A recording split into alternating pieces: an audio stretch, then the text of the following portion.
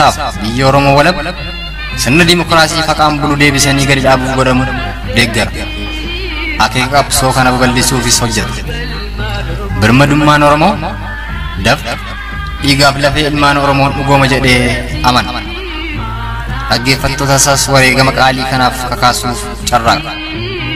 Kun raadiyoo sagalee walabummaa Oromiyaati.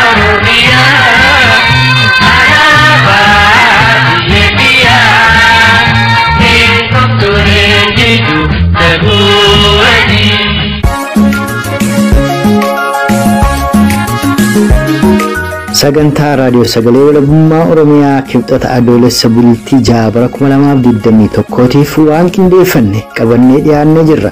Dhaggeeffattootaaf hordoftoota raadiyoo sagalee walabummaa Oromiyaa jaallatamoo ashamaa ani xiiqii dhugaasaati. Ijoolleen mimmeffannaa kurfii keenya guyyaa har'aan isanitti himaa. Kibba Oromiyaa konyaa Gujii lixaa hona bulee oraa ganda Loophii magaalaa keessatti shamarran Oromoo 4 hidhattoota mootummaa shiftaa PPtiin dilbata dheengaddaa gudeedamuu gandeen konyaa Gujii lixaa keessatti argaman keessaa caasaan mootummaa badaballeessaa PP gandeen dhibbaa ol keessaa guutummaa guutuutti diigamuu irratti odeessa guutuu konyaa Gujii lixaa hona bulee oraatti bilbilee argannee fi gara lixa Oromiyaa godina Wallagga Ba'aa hona Jimmaa Arjootti bilbileen dhimma hidhaa ajjeechaaf saamicha hawaasa Oromoo irratti gaggeeffamaa jiru giddugaleessa godhatuun yaada Oromticha hona Jimmaa Arjoorraa arganne dabalatee gara magaalaa Naqamteetti bilbiluun haala hawaasni Oromoo magaalaa Naqamtee keessa jiruu fi dhimma akeekaaf galma qabsoo bilisummaa Oromoo irratti yaada Oromticha magaalaa Naqamtee irraa argannetu sagantaa kana keessatti isiniif dhiyaata. Turtiin keessan agamaa'ee kurfii keenyaatti nu faana haa ta'uuf isan hawwataa jalqaba irratti gara godinaa Wallagga Ba'aa hona Jimmaa Arjootti bilbiluun ajjeechaa dargaggoo Oromoo tokko irratti guyyaa lamaan kana raawwatee fi madoo bifuma wal fakkaataan dargaggoo Oromoo tokko irratti loltoota kunneen abiyyiin raawwate akkasumas haala hawaasni Oromoo gamasii akka waliigalaatti keessa jiru irratti odeessa Oromticha hona Jimmaa Arjoorraa arganne isiniif dhiyeessuun saganticha saaqanna nu faana tura.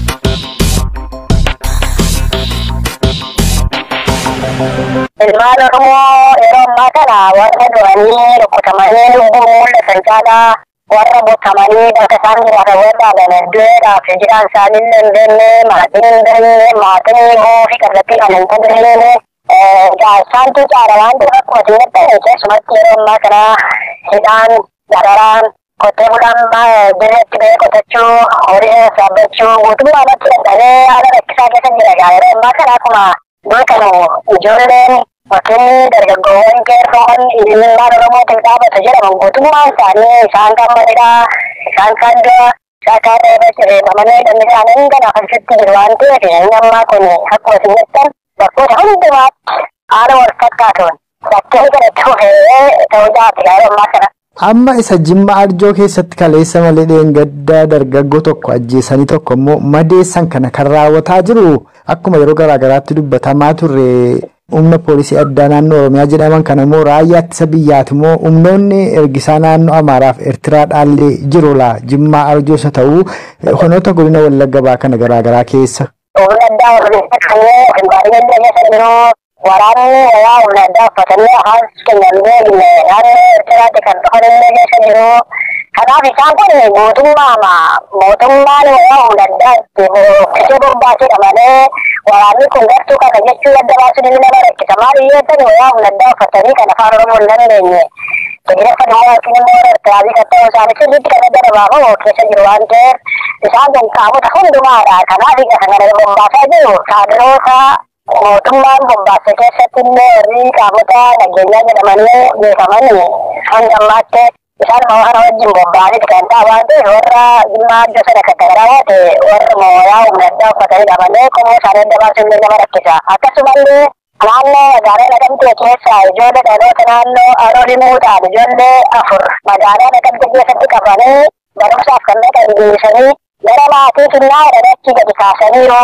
amma maatii gammoojjii kanaaf isaan kunniin amma hindu'anii isaanii mirkanaadha namoota shangan ta'an dargaggoo finqeerroo kan ta'an jechuudha garuu bakka isaan itti du'an Olaaroon immoo fi nagamte sana gidduu keessaallee eessa akka ta'e kan hin beekamnetu jira jechaadha kanaaf amma kanaatti warra butamanii du'uuf jiran ta'an hin beekamne namoota ammaan baay'ee ta'an dabalatee jira jechuudha kanaaf darara nama namarra gahaa jiru reebichi irra gahaa jiru manni uummataa bugataa jiru lolwan Oromoon akkuma Oromootti iddoo baay'eetti xiinxalaamanii du'aa jira jechuudha. Kanaaf inni kun daraara namni keessa jiru daraara kana fayyadamee namatti dubbatamuu danda'u jechuudha ilmaa Oromoodhaan taasisa.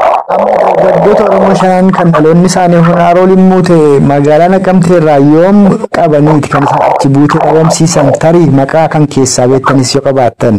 Isaan qabaman gaafa bultii Kudajaa deefa kinja sadar keessa jira torbi lamaan kana dura qabaman garuu kan isaan gad deebisanii gara Olaaroon itti fuunee deemna jedhanii kaan immoo gaafa bultii tokko gaafa roobii darbee jechuudha. Kanaaf isaan keessaa maqaa namoota hunda isaanii yoom beekuuf qabaatee badhaasa Dassaallee kan jedhamu kan keessa jiru dargaggoon inni kan jattitammatame dargaggoota sanatti fuudhanii gad kaasaniiru Olaaroon immoo hundeessinee kan giddu bakka isaan itti ajjeesanii gattanii fi akka isaanii dangarraatti mul'achuu hin dandeenye ijoolleen kumaatiin jiranii dhabanii iddoo isaanii barbaadanii du'anii dhimma dhaggeeffatanii arganii bahuu hin dandeenye jechuudha. Kanaaf isaan dhaara kanaatu hin jiru. Guddoo nama gaddisiisa gochaan akkasii kun guutummaa Oromiyaa keessatti ta'aa jira. Gama kabiraatiin ammoo Oromoonis waraanni bilisummaa Oromoo boonis lolachaa jira. Osoo isiniin bilbilee dura gara godina Gujii Lixaatti bilbileen ture. Godina Gujii Lixaa kana keessatti wantoonni baay'een isa raawwataa jira. Gudeeddaanis jira. Haa ta'u malee waraanni bilisummaa Oromoo boonni godina Gujii Lixaa keessa socho'uu gandeen godina Gujii Lixaa kana gara dhibbaa oliidhaa dhuunfatee akka jiru guutummaa guutuutti magaalaa godinaaf aanarra malee humnoonni Koloneel Abiyyi akka hin jirredha kan Oromtichi achi an dubbise natti hime. Egaa hawaasni Oromoo gara kibbaa jiru kanaaf lixaa jiru giddugaleessa lixa shaggar jiru kun waggaadhuma sadan kana darbee kaaseeti kan inni yeroo mootummaan kun kan Oromoo jedhan mormaa ture. Egaa dammaqiinsa hawaasaadhaa ol caalaa gama keessaniinoo attamitti jira sochiin waraana bilisummaa Oromoo attami hawaasni Oromoo attami lafa dhuunfatamaa jiru laata akkuma kan kibbaa kana. Ini kun jawab nama yang dapat orang kerja itu magaalota tanah perjalanan karena dan dosa katanya yang terlalu kata kami nak kerja jangan jangan acing kesa dengan bunda kami dengan rumah sana orang sana kami dengan rumah sana keluar dan don rumah sana keluar kami orang bantu jalan kami rata kita jonggolo ora limu selama kami rata kota dalam butuhan kami si ora limu ke dalam kami rata jadi kita sokor rakyat dalam butuhan kami ada orang di semua orang jalan dalam kita kami berada kita semua itu penting magalo cara karena si butuhan dan ನಾನು ಒಂದು ಬಾಕಿ ಪ್ರಸ್ತುತಿ ವಿಷಯ ನಾನು ತರಕಾರ ಸುಮಾರು ಶಾಲೆಯೂ ಬಿಡ್ತಾರೆ ಶನಿ ಬೇಕು ಚರಕರಾಫ್ ಬಿಡ್ತಾನೆ ಅರವಾರ ಹಾಕಿಸಲಿದ್ದು ಪರಸಾಂದ ಕೈದ ಮನೆಗೆ ಬಿಡೋದು Bareedaa dhagaa amma qabsoon bilisummaa Oromoo karaa hidhannoo erga eegalee jijjiireera dammaqiinsa hawaasaa ilaalcha ayyootaa ta'uu tokkommoo sochii warra impaayera Itoophiyaa Dimookiraatessina jedhanii haa ta'u burjaajii gama garaagaraatiin dhalatuun egaa qabsoon kun osoo galma isaan ga'ee lafarra bubbutataa as ga'ee osoo nama kana jiruugaa TPLF wal dhabiinsuma aangoo fi taayitaa fi qabeenya Oromoo saamuu irratti ilma isaanii Koloneel Abiyyi wajjin wal dhabaniiru. Sana keessatti ammoo ji'oota muraasa wal haadhaa turanii amma guutummaa guutuutti Tigraay keessaa waraanni Koloneel Abiyyi rukutamee baqatee ba'eera. Kana kan tolchee hidhannoo qabaachuu isaanii tol dhaga'uu hawaasa sanaati. Hawaasni kun hawaasa bicuudha. Hawaasni Oromoo akka Oromootti guddeessa. Isa kanarraati maal baranna akkamittiin galmi qabsoo bilisummaa Oromoodhaa gabaabbachuu danda'a. Oromoon galma qabsoo isaatii kan akeekkatee aarsaa baasaa jiruuf kan akka hin geenye maaltu dhorke akkamitti immoo achi geenye isa jedhu irratti yaada keessan nuu qooda. Uummanni Tigraay uummata miliyoona lamaaf walakkaa kan hin taane ta'anii injifannoo isaan argatan kan nama boonsuu dhugumaadhaan immoo Uummanni amma karaa baay'atu kun kan inni irraa barachuu qabudha. Akkuma kanaan dura miidhoo sanyii cabsaa akkuma jedhani Oromoo kan garbummaa isaa akka agarsiisu godhe Oromoodha. Waraanaan miti dandeettii miti meeshaa dhala Oromoo miti. Oromoon akka inni darboosoo kutaa hedduutti argamtee baay'ee Oromoodha. Kanaaf kanneen amma waraa of hin bariin isaan irraa fakkeenya fudhatanii utuu of baraniiti baay'ee gaariidha. Maaliif dargaggummaa isaanii kan isaan bilisoomse meeshaa hidhachuu isaanii duwwaayyuu miti meeshaan kan Oromaayyuu kana fiiti yoo qutannoodhaaf hidhannoodhaaf tokkummaadhaan itti ofii qabatanii ejjennoo godhatanii ka'an. Isaan uummanni amma kanaa geesse kun isheetti erga isheen biyya godhattee bilisummaa mataa ishee kan inni isheetti hidhama isheetti hawaasa isheetti labsatte ummaan Oromoo kun dhugumaati. Yoo sammuu namaati laatameetu isaanii laatame ta'e kanneen faayidaadhaaf jedhanii utuu beekin beekan ilmaan Oromoo walitti dhufuu ta'an haala kanarraa baratanii hundumtuu irreen gaachadha ta'anii utuu socho'anii afaadhaaniyyuu biyya isaanii keessaa baasuun hin danda'ama. Warri meeshaa diinaa baanee Oromootti dhugaasnus kanneen waldaanee beekumsa keenyaaf ogummaa keenyaaf qabeenya keenyaaf diina tumsinus kanarraa barannee bilisummaa keenyaaf tokko taanee kallattii tokko dhaabannee kanneen tooraan bilisummaa Oromoo nuuf jedhe warra keessa bulee bokkaa keessa bulee ija isaa dhangalaasee akka karaatti fudhatu kun aadaa hojjennee hundi keessa malleetu maal jechuu qabna labsii isaa fudhatan sana fudhanneetu bilisummaa adeemuu dirqama keenyadha. Isaan irraa barachuu qabna. Isaan uummata isaanii akkuma isaan boonsanis uummata keenya kanaan tokko taanee boonsuu qabna. Kan hin jedhudhame karaa ejjennoo keenyatti rakkoon waa'ee miti kan ilmaan Oromoo hundumtuu namni nama ta'e. Kan garbummaa caalaa nama dhukkubsu iyyummaan garbummaa caalaa dhakaan ba'an ulfaataan garbummaa caalaa namatti ulfaatu waan hin jirre sadarkaa ofirraa kaasuun dirqamadhaan jedha. Gufuun qabsoo bilisummaa Oromoo inni tokko burjaaji galma qabsoo bilisummaa Oromoo irratti karaa garaagaraa hawaasa Oromoo keessatti uumamedha warra jedhantu jira. Kanaaf Oromoon maaliif qabsaa jira? Har'a aarsaa maaliif baasaa jirtu? Impaayera Itoophiyaa Dimookiraatessuma biyya Oromiyaa walaboomsuudha marii keenya irraa kanaan xumurra.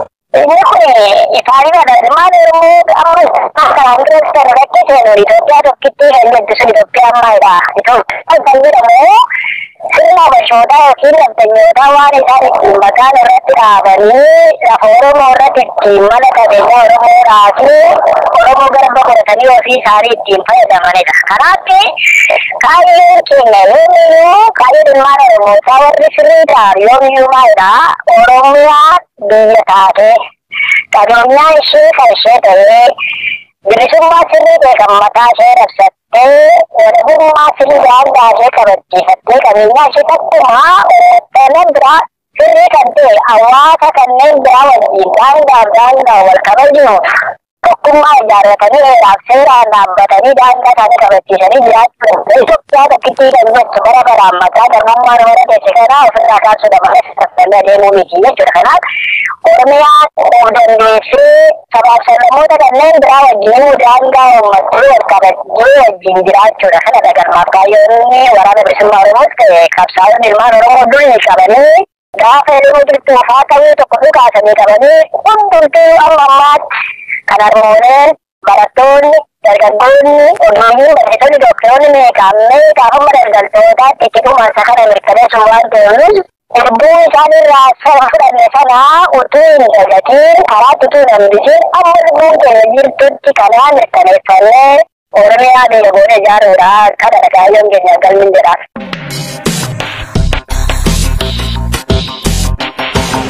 Kan amma dhageessan kun gara lixa Oromiyaa godina Wallagga Ba'aa Ona Jimmaa Arjootti bilbiluun odeessa guutuu argannee san dhageessifneedha.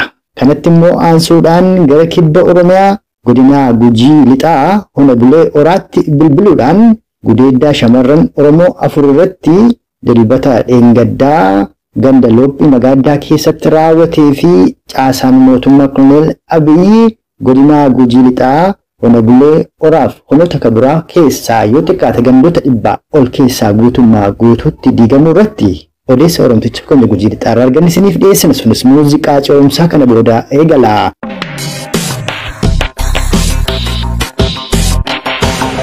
Keessattuu kilaastera Loophii Magaaddaa irratti akka malee nama hidhii jirani nama 157 akkas hidhameera. Nama 35 ammoo beekuma sabi guurratanii gallakkisaniirani Birrii 3,300 sana irraa fudhataniitu gadhiisanii warra nama 35 sana warri hidhaatti hafanoo warra maallaqa dhabeedhamoo warra kamii? Birrii 3,300 irraa fudhatanii nama 35 kana nama 12 ammoo aanaa dabarsanii hidhaniiru. Bulee Horaatti dabarsan? Bulee Horaa waajjira poolisiitti dabarsanii hidhaniiru. Kun ammoo dubartii fi durallee gudeedditti jira. Achuma ganda Loophii Magaadaa kana keessatti gara shamarran Oromoo 5 gudeedanii isaan keessaallee namni 2 iyyachuuf deemnaan saniinuu poolisoota keenya maqaa balleessitan jedhaniitu hidhanii jedhume kana bal'ina isaanii ibsaa. Sirruma akkasuma isaan shamarran waggaa 14 gadiiti. Isiin tokkitti Tigistiin Mulee jedhamti. Lammaffaan Bilisee Hudhee jedhan. Sadaffaan Shorollee Daanyee jedhamti. Arfaffaan Gunjalee Kateeloo jedhamti. Isaan kun shamarran waggaa 14 gadiitti gudeedamanii. Sun keessaan Bilisee Hudheetii fi Gunjalee Kateeloo sunii kun akkasiin dirqamsiisanii gudeedanii matanii jennaan isaan deebisanii hidhanii waajjira poolisii aanaatti dabarsanii. Bulee Horaatti dabarsan? Bulee Horaatti dabarsanii. Shanaffaa immoo Qaalloo Haphii jedhamti sun ammoo intala bulchaati. Bulchaa fi ittisa nageenyillee hidhamaniiranii dalbi Maroofii keessatti. Isaaniin kan hidhe eenyu intalli isaanii ammoo yeroo shamarran kaan gudeedamtu harkaa baafatte jedhu mee kanarree nu himaa. Isiin harkaa baafattee baqatteetuma harkaa baafatte. Isiin akkasiin baatee warra kaan ammoo isaan arfan kana gudeedame. Warra kaan ammoo dubbatanii akka dubbanne jedhanii roogganne yoo dubbatan isin dhageessinee miina jennaan lamaan isaanii sun lakkisanii akkana fakkaatti Qaalloo kan jedhamtu kun intala bulchaati. Bulchaan kunillee hidhaa keessa jira. Bulchiinsaaf nageenyillee hidhaa keessa jira. Kan ganda Loophii Magaadaa? Mee maqaan isaa eenyu jedhama? Isa kanaanoo maal jedhaniitu hidhan egaa isaaniif hojjechaa ture amma maaltu badee maalirratti ol dhabaniiti kan inni hidhame? Isaan filannoo kana beektaa aduu filannoon dhaqqabee guyyaa 12 duratti kaardii namaa godhame kilaasira ganda sangala jiru ganda 5 kaardii filannoo kana uummata qoodanii filannoon aduu dhaqqabee guyyaa 12 duratti guurame. Guuraneeti gara aanaa deemanii aanaa irra turanii gandalee lakkisanii baqatanii turanii waraanni woboo galeetti waajjirallee gubee ture. Amma isaanii aanaa irraa qabatanii dhufanii maaliif ganda lakkisanii baqatanii achuma jiraatanii kaatanii rakkoo himatanii malee akkamiin lakkisanii baqatanii. Waraanni himmateenaan olii jenneetuma baqanne jennaan amma isaanillee hidhanii uummatallee guuranii. Nama 157 hidhanii bulchaa fi bulchiinsi nageenyaallee karaa akkasiin hidhan. Duuba gaa bulchiinsi nageenyaadhaa ganda Loophii Magaalaadhaa kan inni hidhame Oromoof na'ee yookaan ammoo nyaaphaa hojjechuu dhiisee gara Oromootti deebi'ee osoo hin taane innummaanuu badii Oromoo irra dalagaa turee fi wooboo dheeteetu maaliif dheetteedhaan warrummaan deebisanii hidhan? Maaliif dheette malee waan uummataaf waan hojjetan qabu innis akkuma warra waraanaa kan daraaraa kuma turee hidhaa turee dirqamsiisaa turee filannoo dhagaa paartiin badhaadhinaa filatameedha kennaa jedhee guurii kan jiran isaanumaaf nama hojjetan maaliif baqachiisaa qofaa hidhame malee waan uummataaf hojjetan kukkuu Amma gaa kan ganda Loophii Magaadaan aloo attamitti jira hawaasni Oromoo konyaa Gujii Lixaadhaa keessumaa erga filannoon kijibaa warraa kan darbe asi. Amma magaalaa Bulee Horaa keessi aanolee sagal gubbaa magaalaa Beerbee poolisiin bishaan aanaa kan jiru yoo ta'an gandi cufu diigameera. Yaasaan gandaa cufu baqatee gara magaalaa galeera. Maal baqata? Waraana obbo sodaatanii waraana obbo akka socho'aa lafa keessatti filannoo dharaa eega filatanii filannoon kun filannoo Oromoo laallattuu miti filannoo abbaa faafa'oo keessa jiru akkamitti filannoon kun deema eenyu waliin isaan kan dorgomamu badhaadhinni eenyu waliin dorgomaa kana kan gootan isinis nyaaphaa Oromoo ta'e maroo jedhaniiti baqatanii magaalaan galaanee jiranii caasaan amma gara gandi gara 460 kuni kan sadi baqatanii itti magaalaan galaanee jiranii caasaan diigameera jechaadha amma. Walumaa galamma kan dubbii kee irraa hubadhutti aabboo waraanni bilisummaa Oromoo wooboon jabaatee magaalota gurguddaa akka guddinaaf kan aanaa yoo hin taane guutummaa guutuutti gandeenii godina Gujii lixaadhaa hundayyuu akka dhuunfate tan sirraa hubadha gaamba ganda 100 erga dhuunfate.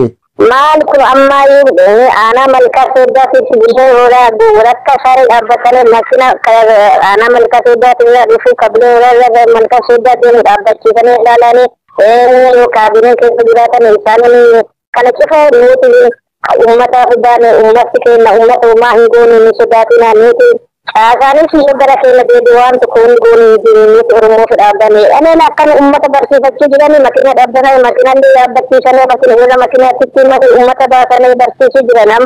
Akkas yoo taate waraanni warra poolisii warra eessa jira magaaluma qofa keessa jira warra kana deemee hin barbaadu jechuu. Hin barbaadan barbaadisaaf hin baanu hadha kun amma yoo fedhe kiiloomeetirii 30 irratti dhaqan amma karaa aanaa malkaa sooddaa deemuudhaan makina dhaabbachiisanii amma ganda 5 irraan waraana poolisii milishaa milishaa qabatanii gaddeemanii bakka isaan jiranii dhaquu sodaatanii bakka kana dacha'anii kun guyyuma addaa kana adda. Facaasaadhuma irraa kana jechuu. Kun bakka kana deebanii warri karuma guddaa jiran namichi dhabu hin jiru homti kun jiru amma diigamanii kan caasanii isaanii diigame jechaadha. Attamii egaa amma hawaasa barsiisaa jira Woboon jettanii gandeen hedduu dhuunfateera attam humni Woboodha isinoo akka hawaasaatti akkamii waliin jirta Woboo waliin? Woboon immoo Woboon ka Oromooti Oromoo keessa baanee Oromoo fi falmatii jiranii uummatan tuqanii naman tuqanii amma isumaayyuu aanaa gargaa keessatti ganda gara 10 olitti alaabaa hidhaniitidha amma kan isaan amma jiranuu namni cufti caafan cuf keessa baheera. Gaalessa itti lafa jedhan karaa gaalessa dubbisaa kana cufaayyuu amma gurraatee jalдee bu'a bayii kana ganda akkanaa kana cufatti alaabaa hidhaneedhan. Kun egaa waan guddoo dansaadha egaa kana hunda ka tolche dammaqiinsuma hawaasa Oromooti egaa ka anuu atuu kakkuba qabnu ganna 2-3 kana gaafa namni gariinii mootummaa Oromooti jedhee iyyaa sirbaa ture Oromoon kibba Oromiyaa godina Gujii Baalixaa ka Booranaallee mootummaa Oromoo miti mootummaa ilma nyaapni guddifateetu aangoo dhufee Oromoo waan hamaatu eeggata afalmannuu jechaa turtan aarsaalleen guddoodhuma baaftan ammoo gaa ija aarsaa keessanii gara arguutti deemaa jirtanii kanaaf ati maal dhaamta yoo amma hawaasni Oromoo akka guutuu Oromiyaatti dammaqiinsa wal fakkaataa qabaatee Woboodhaallee karrabanee ijoolleen illeen Woboo dachaatee leenjii yoo fudhatte silaa nyaapha kan ofirraa kaasuun waa guddoon dheerattu ati maal gorsita gaamma achi jirta argaa jirta waan Woboon dalagaa jirtu akka hawaasnis dammaqiinsaani waan kanarraa qooda fudhataa jiru. Sirrumatti duraan guyyaan isaanii aangootti dhufanii namni gammadin hin jiru namni rasaasan tokkotiin hin jiru ganda kaanitti makina motoriin akkasi deema guyyaa 2 saffaraa turanii inni sun amma bakka hin beekamu Oromoo ganeera.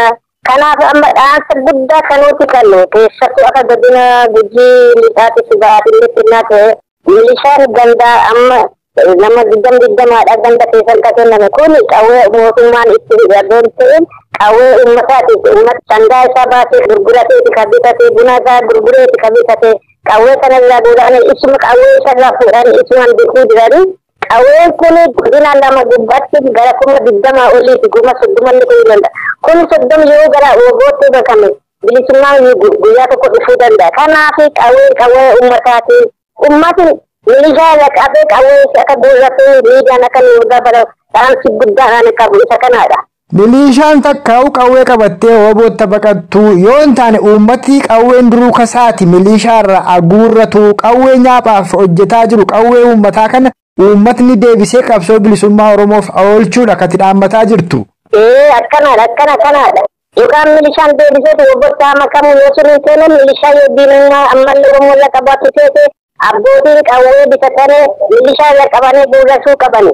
Guddoo namatti tola ammoo warri TPLF warri Tigraay warra Abiyyi fa'aa waliin ol haadhaa turan ammoo isaanii abbaa fi ilmatu aangoo irratti saamicha qabeenyaa irratti wal haadhe malee sirni kanuma warraati haa taatuuti sila Oromoon warra kanarraa maal baratuu qabdi TPLF takkaa'u Tigreen uummatni bicuun takka kunoo baatii muraasa keessa deebitee ammallee marroo lammeessituu bilisummaa labsatte kan ammoo kan tolche wal dhaga'uu warraati qawwee qabaatuu warraati. Dhimma kana irrattis Oromoodhaan maal jettu Oromoon uummanni kitilli 50 60 yookaan miliyoona 50 60 jedhamu kun agayoomii gabrummaa jala ta'a sabni xiqqoon tokko yeroo lolattee nyaapha ofirraa baaftee biyya sii dhuunfattu. Ani as gubbatti kaayee tokkummaadha ka barbaachisu tokkummaadha warri Tigiree kun tokkummaanii ka'anii wal qabatanii addoo addaan walii qoodin lagaa walii adoon qoodii wal qabatanii amma waraana biyya sadiirraan Eertiraa irraan Itoophiyaa irraan Amaaraa irraan ka bobba'e kana duuchaa injifatanii ummata isaanii deebisanii dhaabuu jedhanii lafa itti qabatanii deebisanii fudhatanii isaan nama miliyoona 5 lakkaa'amu warra sanidha waraana biyya afurii tokko ka injifatanii. Oromoon ammoo miliyoona 50 kun yoo walii galee jiraatee guyyaa tokko fincaanii ari'uu danda'a. Kanaaf yoo tokkummaan jiraatee tokkummaatti yoo deebi'anii mootummaa kana injifachuu ni danda'ama. Qawwee ammallee mootummaan kama isaan qabu karrasiitiin bitatanii kanaayyuu yoo fudhatanii guyyaa tokko godina tokko bilisoomsuu danda'anii godina kaanii kaantii dabalanii bilisoomsuu danda'an kana dhaamuu fedha.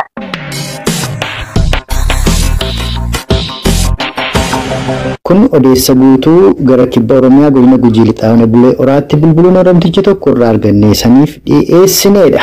Kanatti immoo aansuudhaan gara lixa Oromiyaa magaalaa Naqamteetti bilbiluudhaan hawaasni Oromoo magaalaa Naqamtee keessa jiruu fi dhimma akeekaaf galma qabsoo bilisummaa Oromoo irratti yaada Oromticha magaalaa Naqamtee irraa arganne siniif dhiyeessina turtiin keessan ammas agamaa'ee kurfii keenyatti nufaanaa ta'uun afeerraa keenya.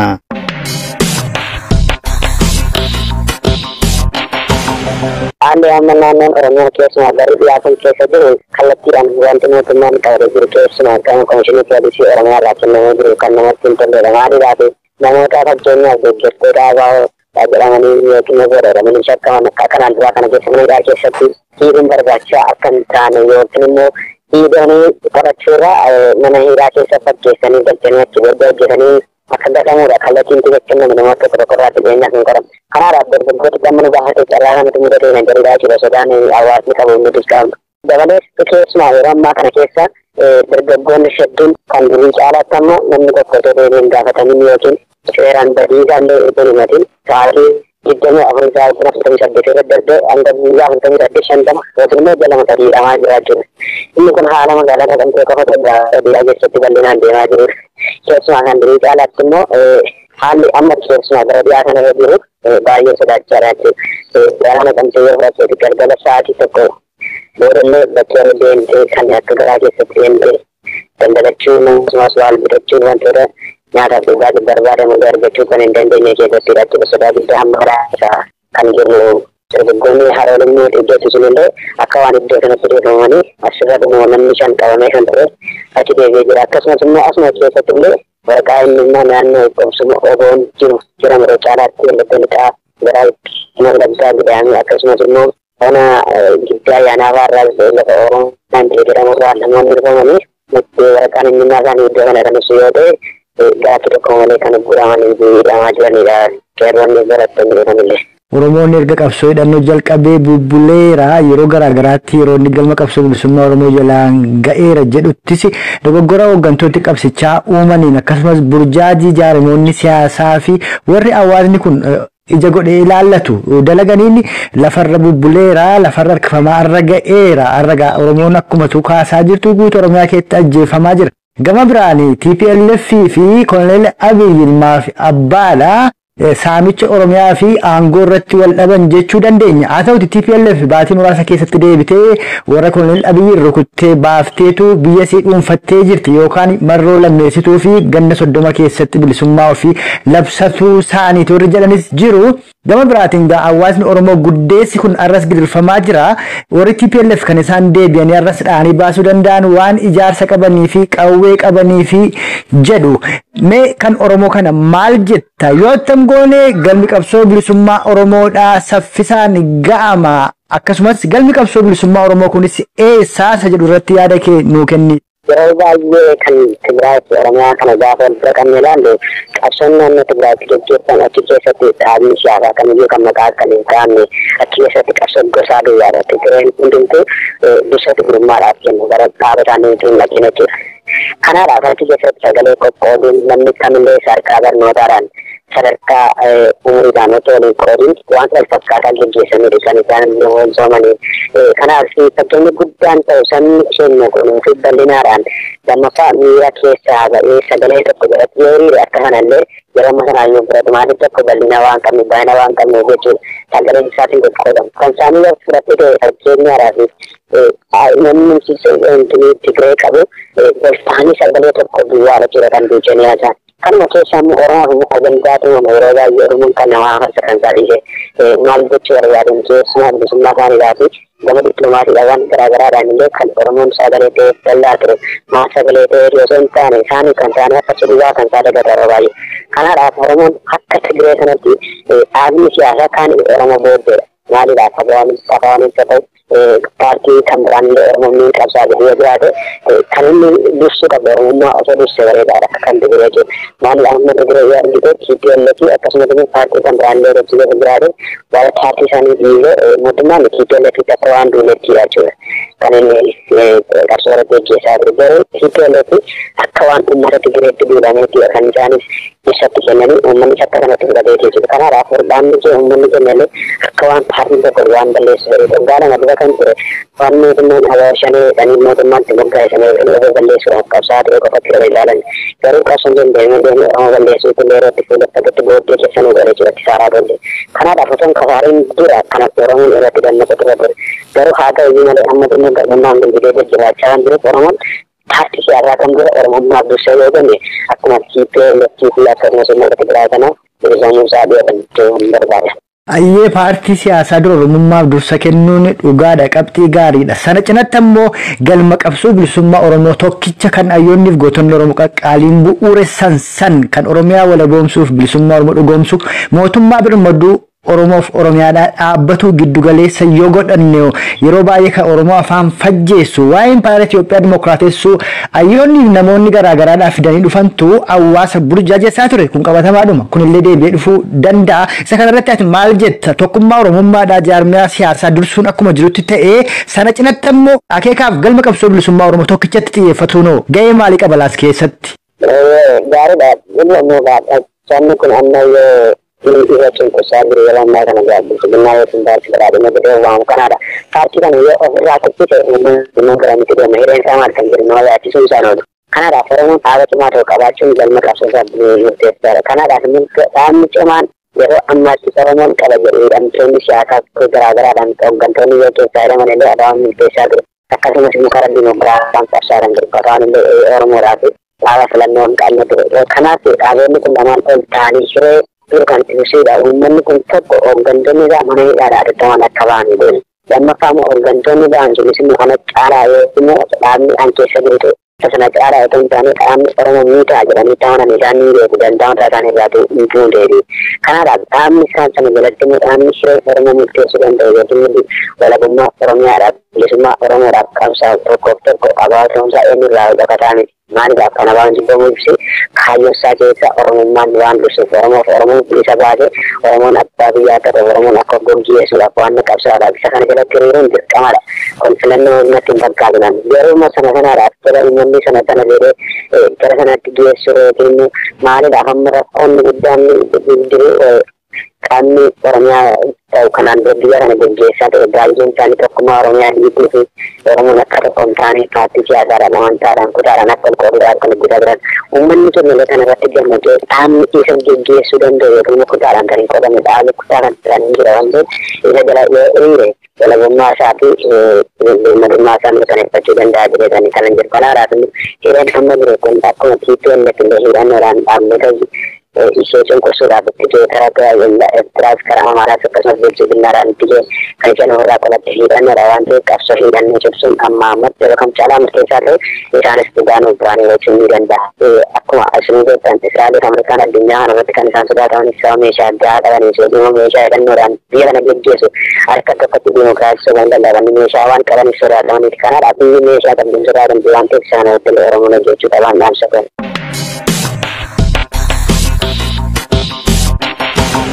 Kan maa'ii irratti san dhageessifne gara lixa Oromiyaa godina Wallagga ba'aa magaalaa Naqamteetti bilbiluun odeessa Oromticha magaalaa Naqamtee irraa arganne isan dhageessifnedha. Akka waliigalaatti sagantaa keenya guyyaa har'aatiin gara lixa Oromiyaa ona Jimmaa Arjootti bilbiluun odeessa argannee san dhageessifnee fi gara kibba Oromiyaa godina Gujii lixaa ona